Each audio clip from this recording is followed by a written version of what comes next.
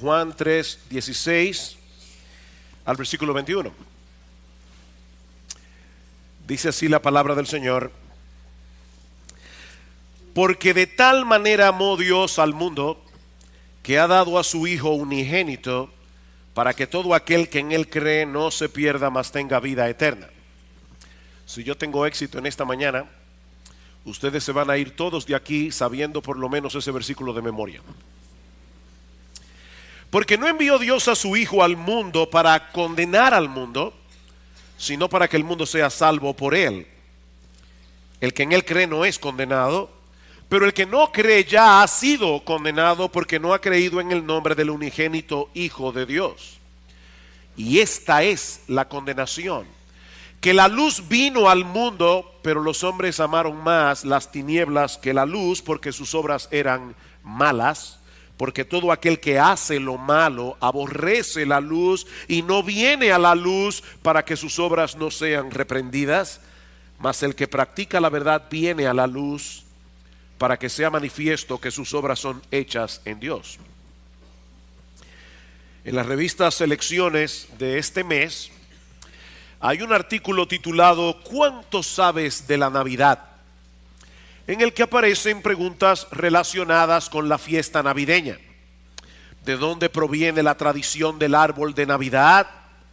¿Qué simbolizan los bastones de caramelo? ¿Cuál de los 3 reyes magos es de raza negra? E incluso, ¿cómo se llama el reno de la nariz roja? Rodolfo, por si no lo sabían. Pero hay una pregunta que por supuesto no aparece en ese cuestionario, y es la que yo quiero responder en esta mañana. ¿Qué es lo que se supone que estaremos celebrando el próximo 25 de diciembre?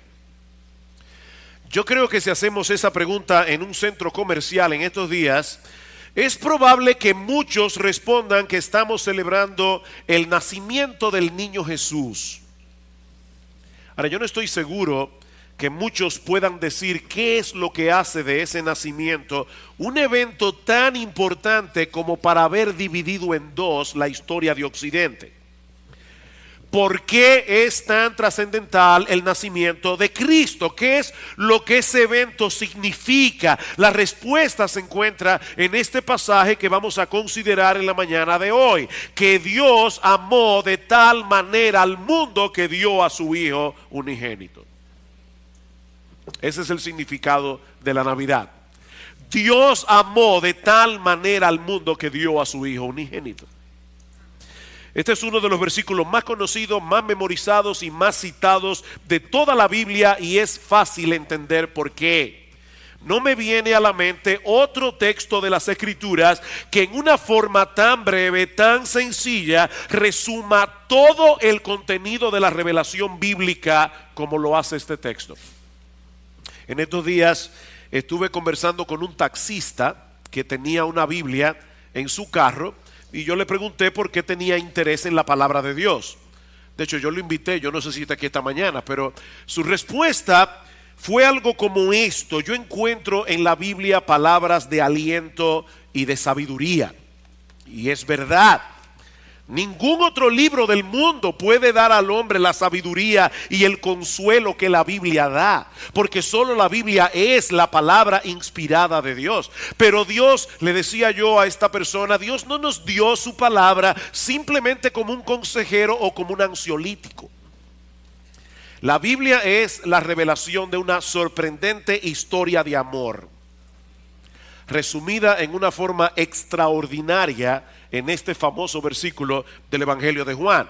Y lo que yo quiero hacer en esta mañana es desempaquetar este texto bíblico y resaltar sus componentes principales para que podamos apreciar en su justa dimensión el inmensurable amor de Dios manifestado a través de la persona y la obra de nuestro Señor Jesucristo. Niños que están aquí, esta palabra inmensurable no es una palabra común. Esta palabra significa algo que no se puede medir. El amor de Dios es inmensurable. El amor de Dios no se puede medir. Y lo primero que Juan nos muestra en este texto para que podamos ver cuán grande es el amor de Dios, cuál es el objeto de ese amor. Porque de tal manera amó Dios al mundo. Dios amó al mundo. Ahora, muchas personas leen esta declaración como si Juan estuviera diciendo que el amor de Dios es tan grande que abarca a todos y cada uno de los seres humanos que han vivido, viven y vivirán en este mundo. Según algunas estadísticas que estuve leyendo recientemente, en el mundo han nacido hasta la fecha unas 70,000 millones de personas. Y quién sabe cuántas más nacerán antes de que la historia humana llegue a su fin.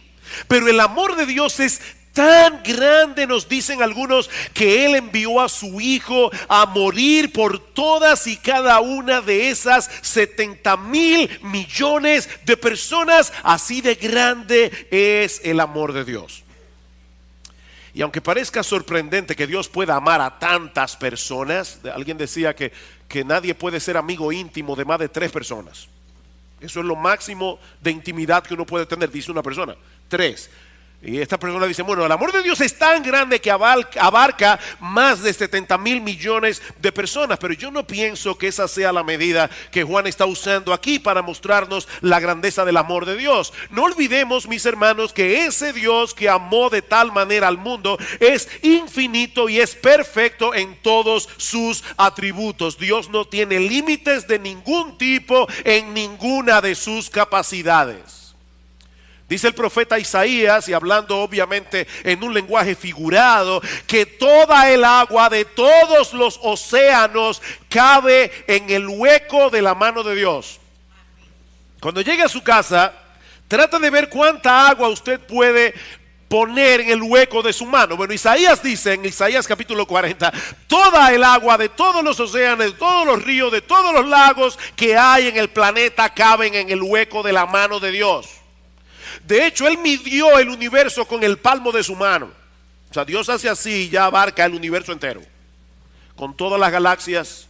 Y por si todo eso fuera poco, Él conoce por nombre cada una de las estrellas, de cada una de las galaxias, de todo el universo, dice Isaías. Tal es la grandeza de su fuerza y el poder de su dominio. Así que no podemos medir la grandeza del amor de Dios tomando como punto de referencia la cantidad de personas que pueblan nuestro planeta. Eso sería tan sorprendente como el hecho de que un levantador de pesas olímpico pueda levantar un grano de arroz. Esa unidad de medida no es suficiente para medir la grandeza del amor de Dios. Pero no solo eso. Aquellos que interpretan la palabra mundo de tal manera que abarque a todos los hombres que han vivido, viven y vivirán en el planeta sin darse cuenta, y estoy seguro de que sin quererlo, terminan empequeñeciendo y limitando el amor de Dios. Permítame explicar a qué me refiero. Es evidente que no todas las personas del mundo se salvan, ¿verdad que sí? No todo el mundo cree en Cristo. No todo el mundo irá al cielo. Así que si identificamos la palabra mundo con todos y cada uno de los seres humanos que han vivido, viven y vivirán en el planeta, tenemos que llegar a la conclusión de que lo que Dios hizo a favor de todos esos individuos fue abrirles un camino de salvación y nada más. Y luego dejar en sus manos la posibilidad de salvarse. Es como si el texto dijera que Dios amó de tal manera a todos y cada uno de los seres humanos que han vivido, viven y vivirán en este mundo, que dio a su Hijo unigénito para hacer posible que cualquiera de ellos pueda salvarse, pero sin asegurar la salvación de ninguno. Por eso es que pienso que eso empequeñece y limita el amor de Dios. Mis hermanos, es imposible que nosotros interpretamos este texto de esta manera. Y créanme que no es mi interés en esta mañana meterme en una discusión teológica por el mero hecho de discutir. Mi interés es que apreciemos en su justa medida el inmensurable amor de Dios. Noten que en el versículo 17 el Señor Jesucristo dice que Él vino al mundo a salvar al mundo, no simplemente a hacer posible que algunos se salven. Versículo 17, porque no envió Dios a su Hijo al mundo para condenar al mundo. De hecho, sería perfectamente legítimo que Dios enviara a su Hijo a exterminar al mundo, porque el mundo lo merece. Pero Cristo no vino a exterminar al mundo que merece ser exterminado, Él vino a salvarlo. A salvarlo, no simplemente a hacer posible su salvación. No envió Dios a su Hijo al mundo para condenar al mundo, sino para que el mundo sea salvo por Él. De hecho, esa es la razón por la que Jesús se llama Jesús. Dice en Mateo capítulo 1 versículo 21, la palabra Jesús significa Jehová salva. Él se llama Jesús porque Él salvará real y efectivamente a su pueblo de sus pecados. Él no vino a hacer posible que tal vez, quizás, en una remota posibilidad algunos se salven. No, Él vino a salvar. Él vino a salvar. Por eso se llama Jesús. Pero por el otro lado, mis amados hermanos, si Dios dejara en nuestras manos la decisión final de aceptar a Jesús, nadie sería salvo. Porque ningún hombre en su estado natural está inclinado a creer en Jesús. Ningún hombre en su estado natural está inclinado a someterse a su autoridad. Escuchen lo que sigue diciendo el versículo 18. El que en Él cree no es condenado, pero el que no cree ya ha sido condenado porque no ha creído en el nombre del unigénito Hijo de Dios. Y esta es la condenación, que la luz vino al mundo, pero los hombres amaron más las tinieblas que la luz. ¿Quiénes amaron más las tinieblas que la luz? Todos y cada uno de los seres humanos que han vivido, viven y vivirán en este mundo. No aman la luz, porque sus obras eran malas, dice Juan. Porque todo aquel que hace lo malo aborrece la luz y no viene a la luz para que sus obras sean reprendidas. Mis amados hermanos, ¿cuántas personas de este planeta hacen lo malo? Todos y cada uno de las personas que viven en este planeta. Dice Pablo en Romanos capítulo 3 versículo 12 que en todo este mundo no hay una sola persona que haga lo bueno. No hay ni siquiera uno. Así que si el Señor se hubiera limitado a enviar a su Hijo a morir por todos los habitantes del planeta y luego hubiera dejado en nuestras manos la decisión final de la salvación, nadie hubiera sido salvo. Pero Cristo vino a salvar al mundo, no simplemente a crear la posibilidad de que alguien se salvara. ¿Qué significa entonces que Dios amó al mundo? Miren, mis hermanos, yo espero en el Señor que Él me dé la capacidad de impresionarlos en esta mañana. ¿Qué significa que Dios amó al mundo? Bueno, cuando Juan usa la palabra mundo en su evangelio, generalmente es para referirse al sistema de maldad imperante en el mundo y que se opone radicalmente a Dios y a sus caminos. Hace poco nosotros estuvimos estudiando aquí el discurso del aposento alto, los capítulos 13 al 16 del evangelio de Juan. Y uno de los temas prominentes de ese discurso es la oposición que el mundo levanta contra los cristianos por el mero hecho de ser cristianos. Si el mundo os aborrece, dice el Señor, sabed que a mí me ha aborrecido antes que a vosotros. El mundo aborrece a Cristo. Y por consiguiente el mundo aborrece a todos aquellos que siguen al Señor. Pero fue precisamente por amor a ese mundo de maldad, por amor a ese mundo en pecado, por amor a ese mundo que lo aborrece, que Dios el Padre envió a su Hijo.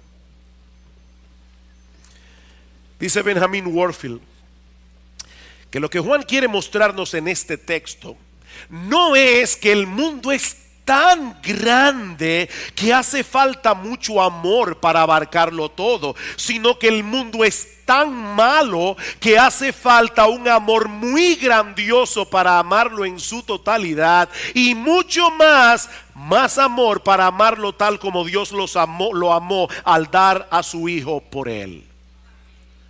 Ese es el énfasis del texto. Ese Dios, sigue diciendo Warfield, cuya santa justicia se inflama de indignación ante la visión de toda iniquidad y cuya absoluta santidad se aparta con horror ante cualquier impureza. Ese Dios ama a este mundo en pecado a pesar de todo.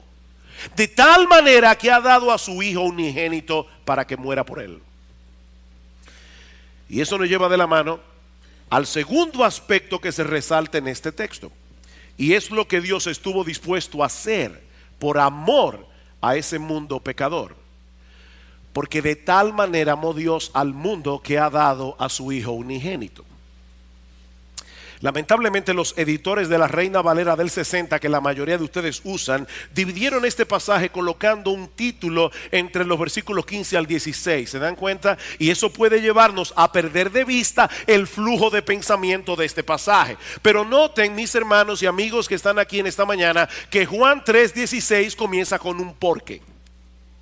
Un porque de tal manera. Lo que quiere decir que Juan 3:16 está conectado con el diálogo de Jesús con Nicodemo que se relata en los versículos anteriores y sobre todo con los versículos 14 y 15. Nosotros veíamos la semana pasada que el Señor está haciendo alusión en esos versículos a un episodio muy conocido en la historia de Israel para ilustrarle a Nicodemo la naturaleza de su misión en el mundo. En un momento en que los israelitas habían pecado gravemente contra Dios, camino a la tierra de Canaán, fueron castigados por medio de serpientes venenosas que mordían al pueblo. Los israelitas reconocen su pecado y le piden a Moisés que interceda por ellos. Y como respuesta a su oración, Dios le ordena hacer una serpiente de bronce, para que todo aquel que mirare a la serpiente después de hacer mordido fuera librado de los efectos mortales del veneno.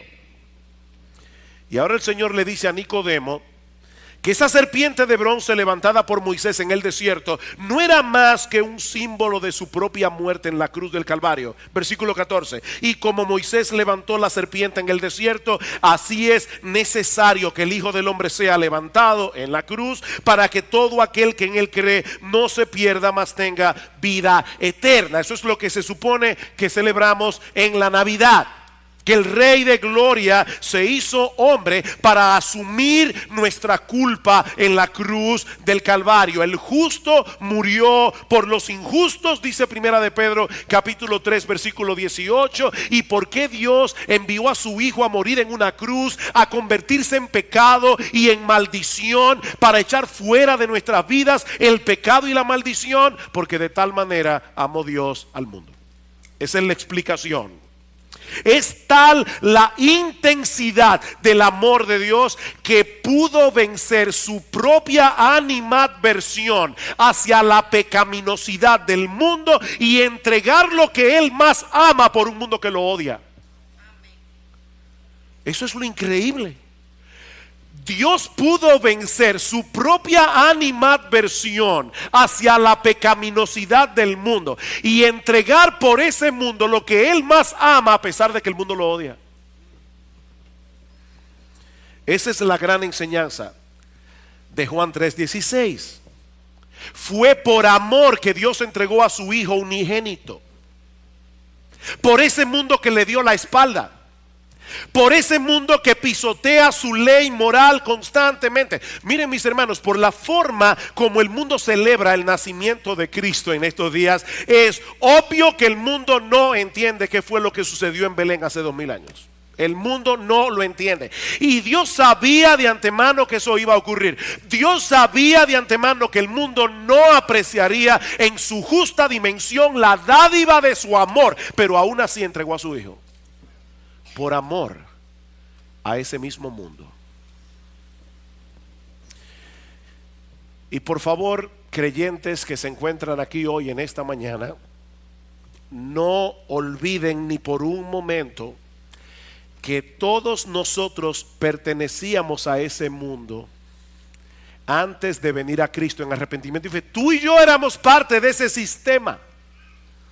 En ese mismo texto que citábamos en Juan capítulo 15, dice en el versículo 19, si fuerais del mundo, le dice Cristo a sus discípulos, si fuerais del mundo, el mundo amaría a los suyos, pero porque no sois del mundo, antes yo os elegí del mundo, por eso el mundo os aborrece. Ustedes también pertenecían al mundo, pero yo los escogí, yo los saqué de ese sistema de maldad para que sean míos, y es por eso que ahora el mundo los aborrece. De manera, mis hermanos, que la única razón por la que hoy estamos en Cristo y ya no pertenecemos al mundo no es porque nosotros éramos menos malos que los demás, éramos más inteligentes. Cuando nos predicaron el evangelio, de inmediato nosotros captamos la verdad que estaba detrás de ese mensaje y lo abrazamos de todo corazón. No,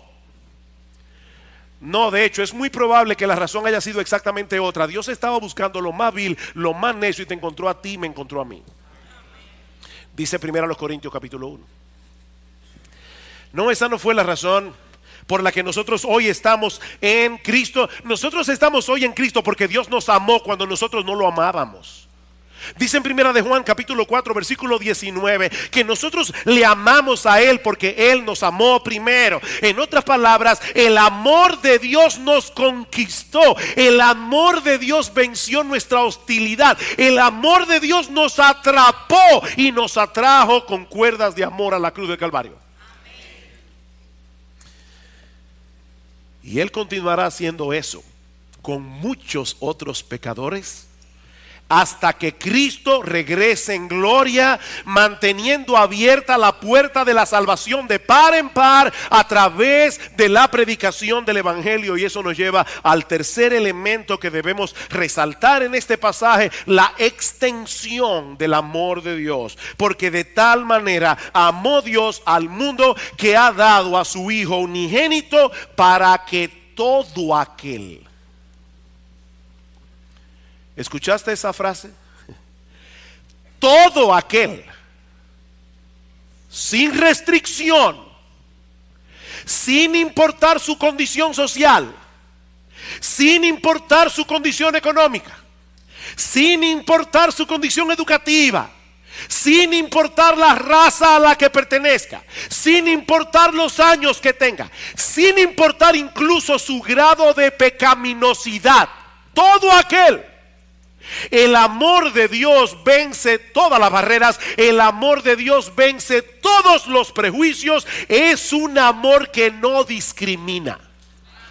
Todo aquel, cualquiera que venga será recibido. Óyeme bien, mi amigo, no importa lo que tú hayas hecho, no importa lo que tú hayas pensado y dicho contra Dios, no importa cuántas veces tú hayas rechazado el evangelio, todo aquel. Cristo dice en Juan capítulo 6 versículo 37 que ninguno que venga a Él clamando por misericordia será echado fuera. Ninguno, ni uno solo. Mi amigo, Dios no pone ningún tipo de condición, excepto una, la que aparece en nuestro texto. Y eso nos lleva al cuarto elemento del pasaje: la exclusividad del amor de Dios. Porque de tal manera amó Dios al mundo que ha dado a su Hijo unigénito, para que todo aquel que en Él cree, todo aquel que en Él cree. El llamado del evangelio es universal y al mismo tiempo exclusivo. Nadie puede disfrutar del amor redentor de Dios a menos que crea en su Hijo. No existe ninguna otra condición, pero sin esa condición nadie puede ser salvo. Eso quiere decir que lo que Dios espera del pecador, óyeme bien, mi amigo, lo que Dios espera del pecador no es que tenga fe. Hay gente que dice, yo soy muy espiritual, yo tengo mucha fe. Mira, déjame decirte algo. Hay gente que le tienen pavor a los aviones. Pero si alguien se ve en Yola a Puerto Rico, con toda seguridad, y otro se va temblando en un avión, es más probable que el que tiene poca fe llegue y el otro termine comido de tiburones en el canal de la Mona. Así que el asunto no es el tamaño de la fe, es el objeto de la fe. No, aquí no dice simplemente que debemos tener fe. Mi amigo, déjame decirte algo muy importante. La fe en sí misma es completamente inútil, a menos que descanse en el objeto correcto. En los años 60, Elvis Presley popularizó una canción titulada en inglés I Believe, yo creo. Y en una de las estrofas decía: cada vez que escucho llorar a un bebé recién nacido, o toco la hoja de un árbol, o miro al cielo, entonces sé porque yo creo. El problema es que la canción no aclara creer en qué, o creer en quién. Pero el llamado que encontramos en este pasaje es muy puntual, es muy claro. Todo aquel que cree en el Hijo unigénito de Dios. Versículo 14 otra vez: como Moisés levantó a la serpiente en el desierto, así es necesario que el Hijo del Hombre sea levantado, para que todo aquel que en Él cree, no se pierda, mas tenga vida eterna. Porque de tal manera amó Dios al mundo, que ha dado a su Hijo unigénito, para que todo aquel que en Él cree no se pierda, mas tenga vida eterna. Porque no envió Dios a su Hijo al mundo para condenar al mundo, sino para que el mundo sea salvo por Él. El que en Él cree no es condenado, pero el que no cree en Él ya ha sido condenado, porque no ha creído en el unigénito, en el Hijo unigénito de Dios. ¿Sabes lo que eso significa, mi amigo? Que si tú estás confiando en Cristo y en tu iglesia, en Cristo y en tu religión, tú no crees en Cristo. Lo que eso significa es que si tú estás confiando en Cristo y en tus buenas obras, en Cristo y en tu obediencia a los mandamientos, tú no crees en Cristo. Si tú estás confiando en que vas a llegar al cielo a través de Cristo y de María, a través de Cristo y de los santos, mi amigo, tú no crees en Cristo. Creer en Cristo, y esto es importante subrayarlo, creer en Cristo es creer en Cristo y en nadie más. Ni en ti, ni en tu iglesia, ni en tu religión, ni en tu decencia, ni en nadie más. Es creer en Cristo y solo en Cristo. Decía Gresham Machen, un gran teólogo de finales del siglo XIX, principios del siglo XX. Él decía que algunas personas creen que van a llegar al cielo como aquellos que cruzan un lago o un río en un bote de remos. Si usas únicamente el remo de la fe, ¿qué va a pasar? Vas a dar vuelta en círculo. Si usas únicamente el remo de las obras, va a suceder lo mismo, solo que en el sentido opuesto. Pero si usas el remo de la fe y el remo de las obras, vas a poder cruzar el río y llegar al otro lado. Esa sería una buena ilustración, decía Gresham Machen, si fuéramos a llegar al cielo en bote. Pero resulta que nadie va a llegar al cielo en un bote de remos. El que llegue al cielo va a llegar únicamente por medio de Jesucristo. Yo soy el camino, yo soy la verdad, yo soy la vida. Nadie, ¿y a quién incluye ese nadie? A todos. Nadie viene al Padre sino por mí. Mi amigo, todas las otras vías inventadas por el hombre te llevarán a un destino equivocado. No importa lo sincero que puedas ser en tu creencia. Si te tomas un negro eterno, para los que no saben, eso es un veneno. Pues si te tomas un negro eterno o un trespasito creyendo que es un jugo de naranja, te vas a morir igual, no importa la fe que tengas. Dicen Proverbios que hay caminos que al hombre le parecen derecho, pero su fin es camino de muerte. De hecho, y yo sé que si lo que yo he dicho hasta ahora puede sonar extraño, esto sí que va a sonar extraño. El asunto ni siquiera radica en el hecho de que creas en Cristo. ¿Me oíste bien? El asunto ni siquiera radica en el hecho de que creas en Cristo. Es que creas en Cristo tal como Él es presentado en el Evangelio. ¿Y cómo Cristo es presentado en el Evangelio? Como el único que puede salvar a los pecadores y satisfacer plenamente tu alma inmortal. Yo soy el pan de vida, dice el Señor en Juan capítulo 6, versículo 35. El que a mí viene nunca tendrá hambre, y el que en mí cree no tendrá sed jamás. En otras palabras, solo yo puedo satisfacer plenamente a todos aquellos que creen en mí, que creen que acerca de Cristo, que solo en Él hay plena salvación, que solo en Él hay plena satisfacción. Así que no tiene sentido que alguien diga creer en Cristo, y mucha gente dice creer en Cristo. No tiene sentido que alguien diga creer en Cristo si al mismo tiempo no ve a Cristo como un tesoro de incalculable valor por el que vale la pena perderlo todo. Si tú no ves a Cristo de esa manera, tú no crees en Cristo. Los que creen en Cristo son personas que ven a Cristo como un tesoro de incalculable valor por el cual vale la pena perderlo todo. Es así como el Señor describe la conversión en Juan capítulo 13, versículo 44. El reino de los cielos es semejante a un tesoro escondido en un campo, el cual un hombre halla, lo esconde de nuevo y gozoso por ello va y vende todo lo que tiene y compra aquel campo.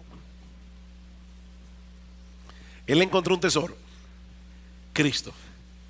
Él esconde el tesoro y va donde el dueño y le dice: ¿cuánto tengo que darte por el campo? Mira, no vas a poder comprármelo porque tienes que darme tu vida entera. No hay problema, eso es una ganga. Para obtener a Cristo no hay ningún problema. Dice, también el reino de los cielos es semejante a un mercader que busca buenas perlas, que habiendo hallado una perla preciosa, fue y vendió todo lo que tenía y la compró.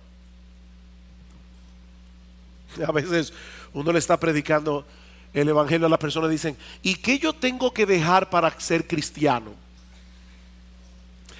Mire, cuando alguien le haga esa pregunta, sígale predicando, porque él no ha entendido. Él no ha entendido. Uno de los grandes problemas de muchos púlpitos en el día de hoy es que llevan a las personas a hacer una decisión por Cristo, pero presentándolo como una especie de póliza de seguro. Vas a tener una vida feliz, una vida exitosa, tu matrimonio será pleno, tus hijos serán obedientes, siempre tendrás salud, y para colmo, cuando mueras vas al cielo.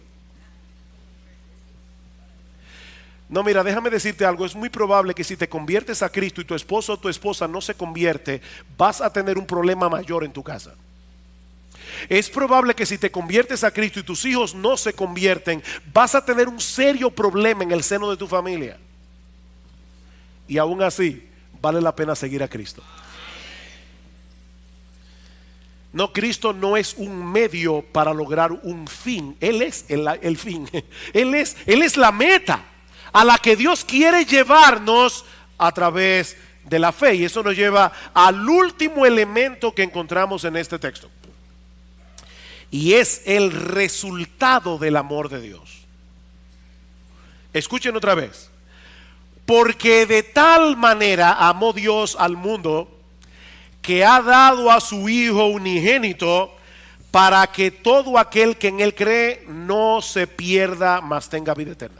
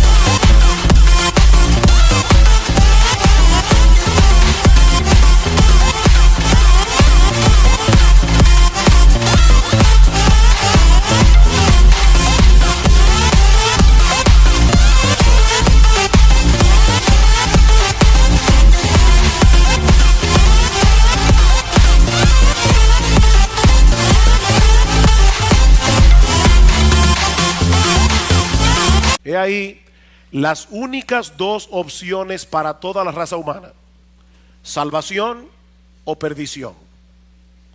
Y óyeme bien, mi amigo, si tú estás aquí en esta mañana, debes entender que tú estás en uno de los dos grupos. No hay tres, no hay cuatro, solo dos: salvación o perdición, vida eterna o condenación. Y lo que hace la diferencia es únicamente la fe en nuestro Señor Jesucristo. Los creyentes no tendrán que enfrentar el veredicto de condenación en el tribunal de Dios, porque hemos confiado en aquel que pagó nuestra deuda muriendo en nuestro lugar en la cruz del Calvario. Pero los que permanecen en su incredulidad no podrán escapar de ese terrible destino, porque el veredicto ya fue emitido en el tribunal de Dios. El que en él cree no es condenado, pero el que no cree ya ha sido condenado, porque no ha creído en el nombre del unigénito Hijo de Dios. De hecho, eso es lo que el Señor repite otra vez en el versículo 36: el que cree en el Hijo tiene vida eterna, pero el que rehúsa creer en el Hijo no verá la vida, sino que la ira de Dios está sobre él. Otra vez, solo hay dos opciones: vida eterna, condenación perpetua. Y la línea que demarca y separa un destino del otro es el Señor Jesucristo. Es el que cree en el Hijo el que tiene vida eterna. Y por si acaso, eso no significa simplemente que los creyentes vivirán por los siglos de los siglos. Los impíos también vivirán por los siglos de los siglos en el infierno. No, la vida eterna no es una vida que no se acaba nunca. Hay personas que ven la vida eterna como una especie de antibiótico espiritual que nos libra de la muerte. No, lo que ese término vida eterna significa es que los que creen en Jesús vivirán en una deleitosa comunión con el Padre y con el Hijo por los siglos de los siglos. Juan capítulo 17 versículo 3: y esta es la vida eterna, que te conozcan a ti, el único Dios verdadero, y a Jesucristo a quien has enviado. Esa es la vida eterna. Como decíamos recientemente en un mensaje, el Señor no define la vida eterna en términos de tiempo, sino de relación. De hecho, Juan capítulo 1 versículo 1: en el principio era el verbo era con Dios, el verbo era Dios, todas las cosas por él fueron hechas, y sin él nada de lo que ha sido hecho fue hecho. En él estaba la vida, y la vida era la luz de los hombres. ¿Qué es la vida? El Espíritu Santo trae su luz, abre nuestros ojos y nos hace ver lo hermoso, maravilloso, extraordinario que es nuestro Señor Jesucristo. La vida eterna es tener comunión con Él. Por eso alguien decía: el cielo es el cielo porque Cristo va a estar allí. Y aún el infierno sería el cielo si Cristo estuviera allí. El cielo es el cielo porque Cristo estará allí. Todo aquel que cree en Jesús como un Salvador todo suficiente recibirá por medio de la fe el perdón de todos sus pecados y el don de la vida eterna, que no es otra cosa que una deleitosa y perpetua comunión con Él. Y eso es lo que el mundo está supuesto a celebrar el próximo 25 de diciembre. El inmensurable amor de Dios mostrado a través de la persona y la obra de nuestro Señor Jesucristo a favor de una raza de gente pecadora que lo aborrece, para que todo aquel que deposita su fe en Jesús reciba el perdón de todos sus pecados y el don de la vida eterna. Y ahora yo te pregunto, ¿cuál será tu respuesta en esta mañana al incomprensible, sorprendente, maravilloso, extraordinario amor de Dios en Cristo? Mire, déjenme decirles algo: el amor de Dios es un misterio. El amor de Dios es un misterio. Nosotros no podemos entender ¿Cómo es que dentro de sí mismo Dios puede vencer su propia animadversión hacia un mundo pecador y entregar lo que Él más ama por amor a una humanidad caída que es totalmente contraria a lo que es atractivo a sus ojos? Yo no entiendo el amor de Dios. ¿Cómo es que Dios puede amar a un mundo que al mismo tiempo le causa repulsión? Y por amor a ese mundo que le causa repulsión por causa de su pecado, Él entregó lo que Él más ama. Yo creo que el apóstol Pablo captó perfectamente este dilema en el capítulo 5 de su carta a los Romanos. Porque Cristo, cuando aún éramos débiles, a su tiempo murió por los impíos. ¿Oíste bien? Cristo murió por los impíos. Ciertamente apenas morirá alguno por un justo. Con todo pudiera ser que alguno osara morir por el bueno. Y Pablo acaba de decir en el capítulo 3 que no hay nadie bueno. Es una hipérbole que Pablo está usando aquí. Mas Dios muestra su amor para con nosotros en que siendo aún pecadores, Cristo murió por nosotros.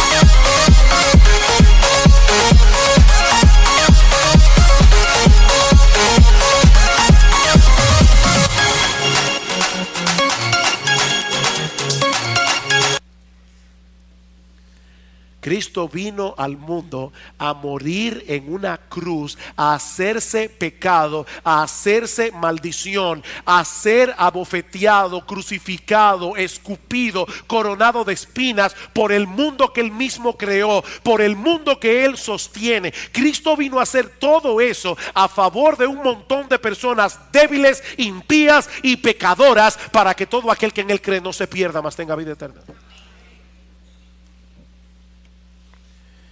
Y yo vuelvo y te pregunto, ¿cuál será tu respuesta en esta mañana al amor de Dios? Porque sabes que en este caso no hacer nada es hacer algo. No hacer nada es hacer algo. ¿Vas a despreciar el regalo de Dios en tu propio perjuicio? ¿O vendrás humillado a los pies de Cristo en arrepentimiento y fe? Todo aquel que en Él cree, todo aquel, que el Señor bendiga su palabra con tal poder en esta mañana, que en este mismo instante muchos sean convencidos de su pecaminosidad y de su condenación, pero que al mismo tiempo puedan ver a Cristo como el extraordinario, maravilloso, hermoso, precioso Salvador que sus almas necesitan. Oh, que Dios abra en esta mañana los ojos de los ciegos. Oh, que Dios le dé vida a los muertos. Oh, que muchos salgan de aquí amparados bajo la cobertura del inmensurable amor de Dios en Cristo.